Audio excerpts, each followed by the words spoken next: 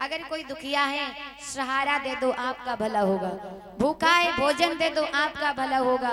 अब ये थोड़ी ना कि महाराज किसी का अगर तुम बना नहीं सकते तो बिगाड़ने की भी महाराज क्या तुम्हारी जरूरत क्या पड़ी है। आज अगर तुम किसी दूसरे की बिगाड़ोगे तो कल का तुम्हारे भी आगे है, या तो फिर हो ना आपके अगर या कोई हो ना तो किसी का बिगाड़ सकते हो, कल का तुम्हारे पीछे है। क्योंकि आजकल ये महाराज दुनियावी बात है, एक दूसरे पर चलता आ रहा। आज हमारे ऊपर गरीबी तो कल तुम्हारे ऊपर, आज अगर हमें बुरा कहोगे तो कल तुम्हें बुरा कहने के लिए महाराज पीछे से बैठा है, खुद का दुश्मन बनता कोई गैर नहीं। सुदामा ने आज जैसे ही भोजन किया तो राम नाम निकला, उसी समय आज सुदामा कहने लगी वारे विधाता, भोजन अगर ना हो तो वास्तव में इंसान जीवित ना रहे। क्यों? कभी कभी हमने देखा है लोग भोजन करते हैं और जो बच जाता है उसे फेंक देते हैं, कहीं नलिया में कहीं गड्ढे में, कहीं भी देखा है कि अगर बच जाए तो फेंक देते हैं, खाते नहीं है। अगर बच जाता है तो गरीब को दे दो या भिखारी बैठे उनको दे दो, या भूखे बच्चे हमने देखा है रेलवे स्टेशन पे बस अड्डे पे बहुत भूखे बैठे रहते हैं। लेकिन कभी कभी ऐसा हो जाता है बड़े बड़े घराने घर के आते हैं, महाराज खाया सो खाया, उठाया महाराज फेंक दिया।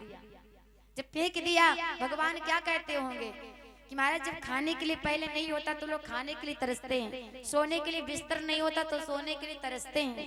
ए मेरे भाई, जो होता है तुमने भाता नहीं है। इसीलिए मेरे भाई बंधु भगवान जब भोजन कराते हैं तो सुदामा के मुख से एक ही आवाज निकली कि हे परमात्मा भोजन ही जीवन है। अगर इंसान भोजन ना करे तो वो जीवित नहीं रह सकता। क्यों?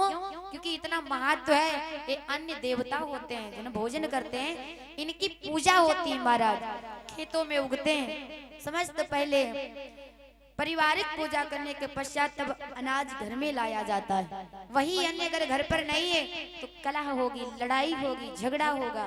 क्यों? अगर घर में खाने के लिए नहीं, क्योंकि कहा जाता है कि अन्ने तारे अन्ने बोरे अन्ने करे बनाई, और जिस दिन अन्य घर में नाई उस दिन होई लड़ाई। महाराज अगर घर में अनाज नहीं है घर में प्रतिदिन लड़ाई होगी। इसीलिए भोजन का बड़ा महत्व है महाराज। उन लोगों से पूछो जिन्हें 6 दिन 7 दिन हो जाते हैं। आज सुदामा कहने लगे भैया अब मैं चला जाऊंगा। बल्ली के पार उतारा, क्योंकि कहते हैं भगवान राम के अगर जो कोई भी हमारा तंत्र भक्त हुए हैं वो भी कहते हैं कि अगर इस नवैया को जीवन की नैया को कोई नहीं कहता तो भगवान स्वयं मलाह बन करके खेने के लिए आते हैं। भगवान ने आज पार उतार दिया। भगवान बोले चले जाओगे?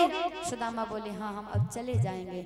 आज सुदामा धीरे धीरे चलते जा रहे हैं। द्वारिका बहुत दूर है मेरे भाई। चलते जाते रोते जाते, चलते जाते रोते जाते, दर दर की ठोकरें खाते जाते। ए मेरे भाई भगवान का नाम लेते जाते। कहीं कहीं पर जब कांटा लग जाता तो बैठ करके रोने लगते, पश्चाताप करने लगते, इससे अच्छा तो मौत हो जाए लेकिन मैं जा न पाऊं। भगवान आज परीक्षा ले रहे हैं। भगवान परीक्षा सबकी लेते हैं। इधर सुदामा धीरे धीरे चलते चलते चलते चलते बहुत दिन व्यतीत हो गए, बड़े दिन व्यतीत हो गए। सुदामा जब जाकर के द्वारिका में पहुंचे तो द्वारपाल खड़े हैं। पूछते हैं कि भैया क्या यहीं पर भगवान कृष्ण का राज्य है? क्या यहीं पर भगवान कृष्ण रहते हैं? द्वारिका महाराज जैसे ही देखते हैं द्वारिका के दरवाजे के लोग कि आप कौन हो? जवाब दिया भैया मैं भगवान से मिलना चाहता हूँ। तो पहरेदारों ने हंसी उड़ाई कि अरे तुम्हारे जैसे आते हैं और 36 चले जाते हैं, तुम यहाँ पर क्या मिलने के लिए आए हो? जवाब दिया मैं उनका परम मित्र हूँ। ऐसा करो हमें जाने के लिए आवार ना करो, उनसे जाकर के बोल दो कि मैं मिलने के लिए आया हूँ। मैं उनका परम मित्र हूँ, बचपन से वो हमारे साथ पड़े हैं। भैया बोल दो ना। द्वारपाल कहते पागल तो नहीं हो गए हो? हमें लगता पागल हो गए हो। देखो कैसे फटे पुराने कपड़े पहने और कैसे आए हैं यहाँ पर, बता रहे हमारे परम मित्र हैं। कोई यहाँ पर मित्र नहीं रहता। सुदामा बार बार कहते, सुदामा बार बार विनती करते हैं कि मुझे चले जाने दो, बोल दो हमसे आज मिलने आकर के।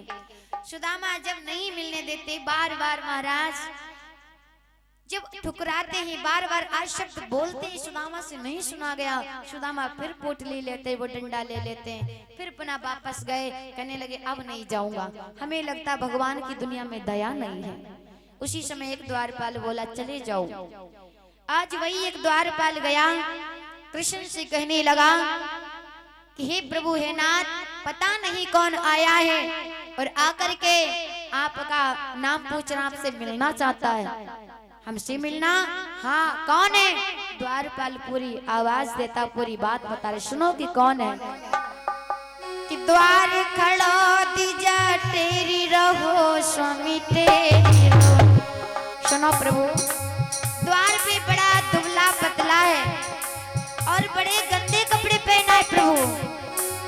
द्वार खड़ो दीजा तेरी रहो स्वामी तेरी रहो, हाँ हाँ तेरी रहो।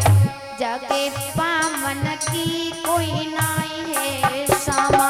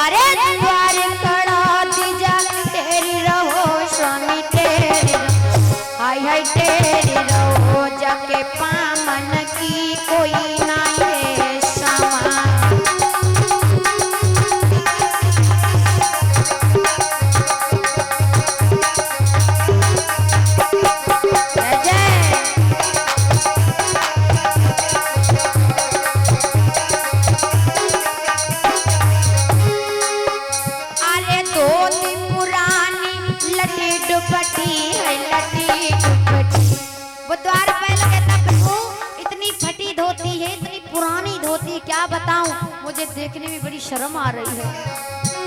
अरे धोती पुरानी लटी दुपट्टी हाय फटी दुपट्टी हाय फटी दुपट्टी, जाके पावन की कोई नहीं है क्षमा।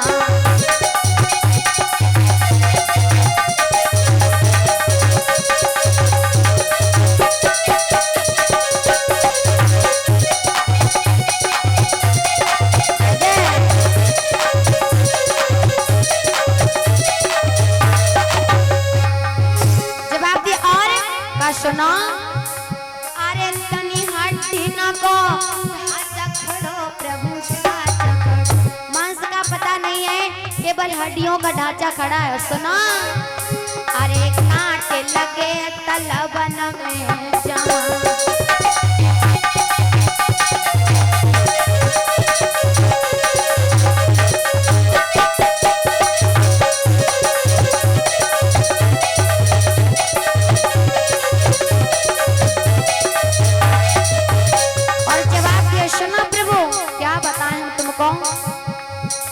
अरे पगड़ी ना कोई शर पे बंधी, ना शर पे बंधी, एक फटो है गमछा कंध पे जमा।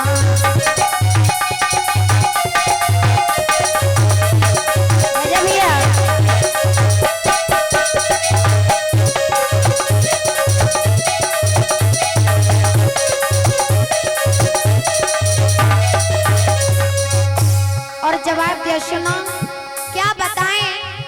जवाब दिए तो बताओ तो आखिर है कौन, उसका नाम आप बताएं। तो द्वारपाल बोले सुनो,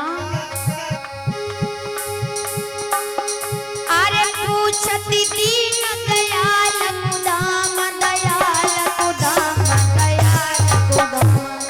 अच्छा, वो मेरा धाम पूछ रहा, मेरा नाम पूछ रहा। द्वारपाल बोला हाँ, पूछती दीन दयाल कुदाम दयाल कुदाम। भगवान बोले आगे कहो। का सुनो, बता बती आपन नाम सुदामा।